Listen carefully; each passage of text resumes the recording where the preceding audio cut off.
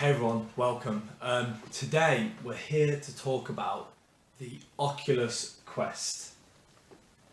This bad boy right here. So I've had this now a few months, so I just wanted to do a quick video to see, is it worth buying or not? Okay, so let's get straight into it. Pros, I'm gonna list off some of the pros. It's the first real, apart from maybe the Oculus Touch, but it's the first real standalone VR headset. And what does that mean? It means that everything that's running it, the visuals, the processing, the graphics, everything is within inside this headset. Now, before we get to it, these extra things are what I've added on, and we'll get into a little bit more why I feel this is important to chuck a battery pack on the back of it later on with a bit of the cons. But so everything is run within this headset, and it also comes along with these two controllers. I'll put them on the screen in a second to show you a closer up. So it's the first standalone VR headset that properly does it all itself, and I want to get straight off the bat here and say it is fucking great.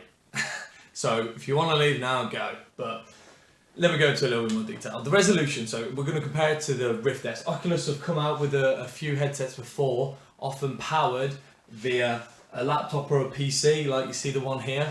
It has to be wiredly plugged in, and the PC runs all the graphics and the processing and stuff like that. It was merely just a frame for the visuals. And this one, why I'm going to suggest that this one is better than even the Rift S that you need for the PC. And if you do have a PC that's has the capacity to run games like this, which, just to give you an idea, I can run this off that, and it has a GTX 1060 with an i7 8750H Intel with 16 gig of RAM. It's a laptop with a cooling pad just underneath, and it runs fine. I'll show some game footage in a moment. So why would I suggest this? In general, I would suggest it because it's so much fun. It's so unique. It has its own thing. Like, it's a gimmick. It's not just a gimmick. Sorry, it's not just a gimmick.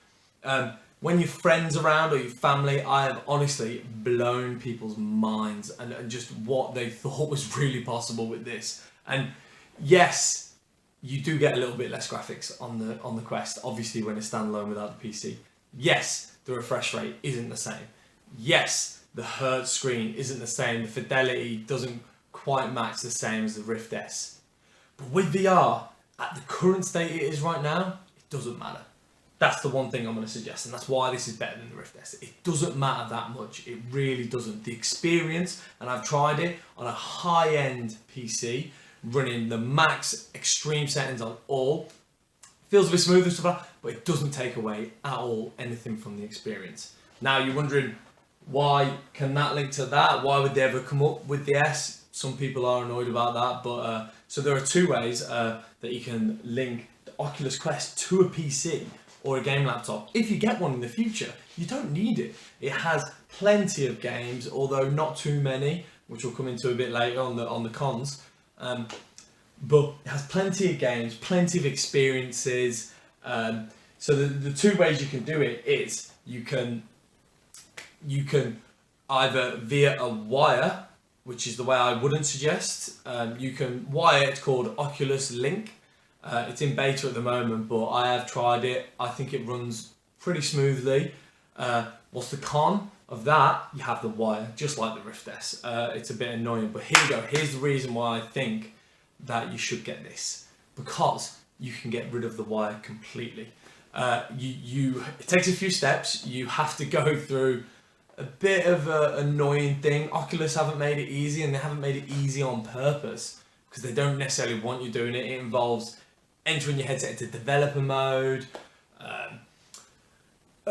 downloading software onto your laptop or PC called SideQuest, and how that works is you connect the PC and the Oculus via the same Wi-Fi, and then you can sideload all of the things coming to the headset via that. You can even use it to play Steam games. The only thing extra that you have to pay for is you'll have to buy an app that's called Virtual Desktop, which I would suggest anyway.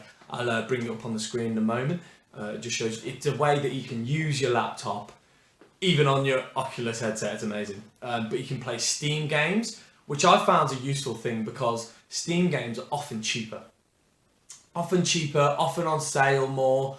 You can get them via other places like CD keys and other instant gaming key things, like websites to buy cheap games. And honestly, it's way worth it. For instance, Arizona Sunshine on CD keys, when I bought, I believe it's like £8. But if you want to buy it on the Oculus Quest on its own, without connecting to a PC, you're looking around £30. So it's a ridiculous save of money in that sense. It actually helps you out there. So you actually equate saving the money in the future. Honestly, it is one of the fantastic things because ignore the Rift S. Just get straight into this. It seems to me, and it seems in the way that it's looking, they're going to invest more in this because the Oculus Quest, has taken off. Now, if you are going to buy it, there are two versions. The one I have here is the 64GB version. There are another version which is 128GB. I would suggest the 64. It's £400. I think the next one up, the 128GB, is £500. I know it doesn't sound like a lot of storage considering most phones nowadays have more than that by quite a long shot. It's plenty. The games are really small, even the most extreme games that you'll have on the independent and store on the headset is really small. I would only really suggest the 128GB if you're planning on downloading a lot of movies and stuff like that. But then, even then, I wouldn't suggest it because they take, with a half decent internet, they only take a few minutes to download, 10, 15, 20. Get them downloaded, go get yourself a brew, come back, crack on. Yeah, so that's the pros. There are tons. I could probably run a little bit more, but I want to go into a few things of what you probably should do if you do end up getting one, and a bit of the cons towards it. And to me, there's only really one. There's a couple of cons, but the main one is the reason why I have this on it. And it's literally just a battery pack with a USB-A. I think it's a 5,000 milliwatt hour, is that right? Yes. Battery pack, USB-A to USB-C, and a little bit of cord just to neaten it and keep it tidied up. And that is because if you are playing the game on its own, running everything, Oculus say it lasts about 2 hours, 2 to 3, I think they say. You're looking more an hour and a half when you're playing consistently big games like Beat Saber, if you have bought Arizona Sunshine on it, and a few of the other ones. So that's a really easy thing to do, and it doesn't ruin your comfort, it doesn't ruin anything. It is honestly a great thing to do. That's the main con. But there is one more con I'll bring up right now. The store, which is a bit of a nightmare. Although they're getting better, they are getting a lot better. They haven't got that much content as of yet. The difference between Rift, the amount of games you can get on it, and the Quest as a standalone, not connected to the PC, there are so many more big quality games. For instance, not Arizona Sunshine, that is one of the few games that is on Quest as well. Half-Life Alyx, The Walking Dead Saints and Sinners, both of these games are played via the PC. But apparently The Walking Dead Saints and Sinners is coming to Quest in the future. But like I said, that's the two for me. They're the only two cons. Comfort-wise, yes, it's comfy.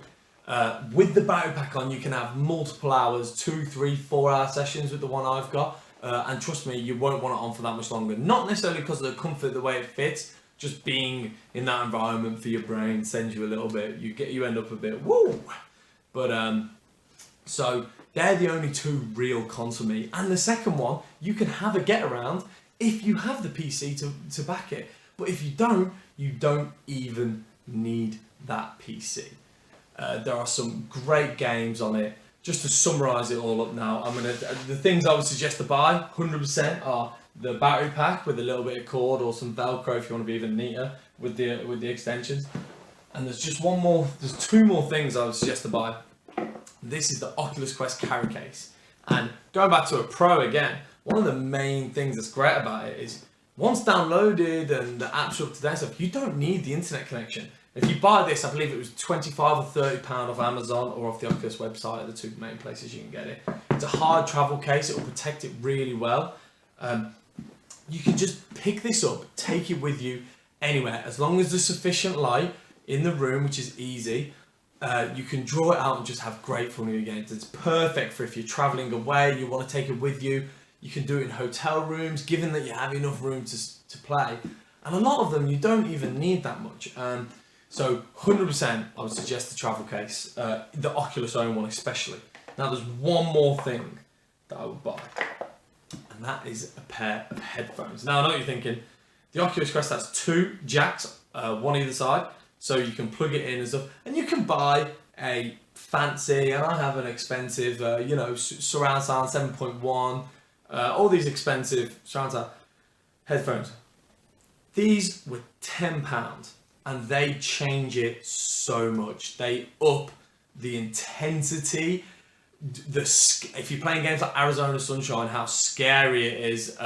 They up it by so much, and then so cheap that it doesn't really matter. And they're perfect. You don't have to worry too much about buying a big expensive headset to really get all the sound and everything. You really don't. Something like this, you can get them cheap off Amazon.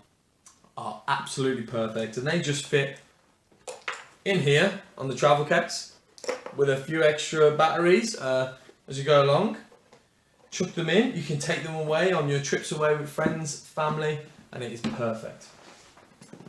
Right, okay guys, so to finish up, would I suggest the Oculus Quest? 100% yes. I would suggest it not just to gamers, I would suggest it to people, family, just a genuine family member. I had my mum and dad on this, having so much fun. I've had people coming around constantly wanting to have a go on it. It is a great addition, not just if you're a gamer, and if you are a heavy gamer, there's plenty you can do with it. But even if you're not, it's a worthwhile purchase just to have in the household as a tool for friends and gatherings and parties, and it is super amazing. For the price of £400, I think it's worth every penny that it deserved. You get your use out of it completely, and I would suggest it to anyone. Oculus, fucking well done. That's all I wanted to get out today. Just a little quick video. There's going to be more on suggestive headphones, truly wireless headphones. I'm gonna have a little budget headphones, and more videos upcoming. If you're seeing this, like it, subscribe if you want. If not, chill. Not really bothered. Anyway, peace out.